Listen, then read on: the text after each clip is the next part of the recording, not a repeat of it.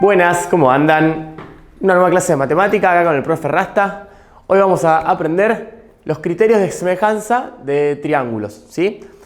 En caso de que haya alguna duda con respecto a la semejanza de polígonos en general, pueden ver el video en el que explicamos qué es la semejanza, ¿sí? y cómo darse cuenta si dos polígonos son semejantes o no. Hoy vamos específicamente a trabajar con los triángulos, donde tenemos criterios para poder detectar si dos triángulos son o no semejantes. Bien, son tres los criterios de semejanza. Vamos a empezar con el primero, que es el más utilizado, el que más aparece quizás, y el más sencillo también de observar, ¿sí? Que es el criterio AA, que significa ángulo-ángulo, ¿sí? Entonces, cuando tenemos dos triángulos, tenemos el triángulo ABC y el triángulo DEF, ¿sí? Y en el que sabemos que dos ángulos del primer triángulo son congruentes con dos ángulos del segundo triángulo, ya podemos saber que esos dos triángulos entonces son semejantes, ¿sí? Digamos, si dos ángulos son iguales con otros dos, en este caso BAD con FDE y ACB con DFE, ya podemos sacar entonces la conclusión que ABC, triángulo, es semejante con DEF, ¿sí? Sabemos que si dos ángulos son iguales a otros dos ángulos, el tercero también va a ser igual, pero con saber dos ya es suficiente para poder utilizar entonces el criterio y sacar esa conclusión, ¿sí?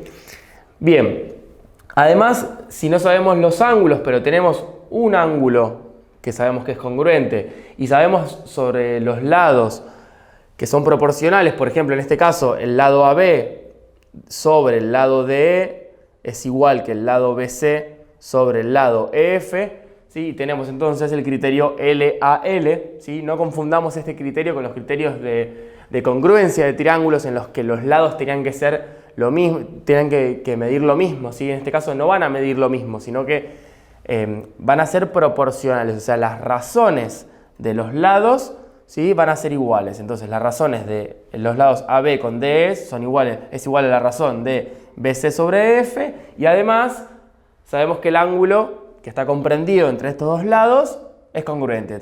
ABC es igual a DEF. De ahí podemos sacar entonces la conclusión que ABC es semejante con DEF, ¿sí? Se desprende cuando uno sabe que dos triángulos son semejantes, que los tres ángulos, en este caso porque son triángulos, van a ser congruentes.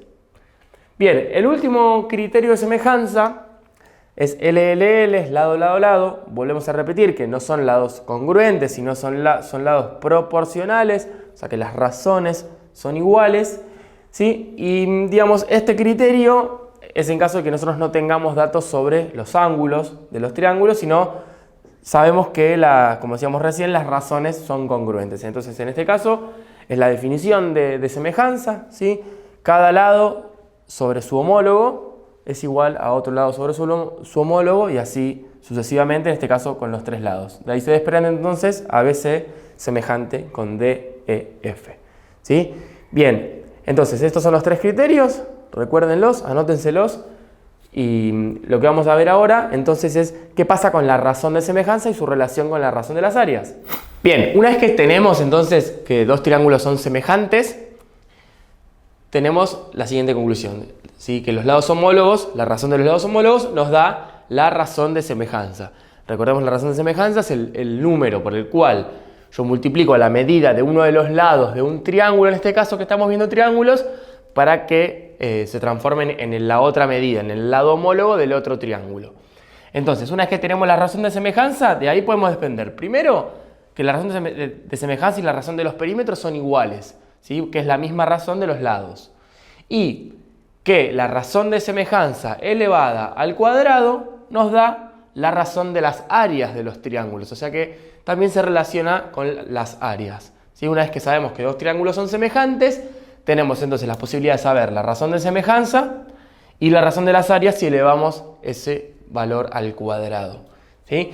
Bien, entonces, cualquier duda pueden consultar con la otra clase de semejanza o repasar entonces los criterios que estuvimos viendo en esta clase. Bien, esto es todo por esta clase, nos vemos en la que viene.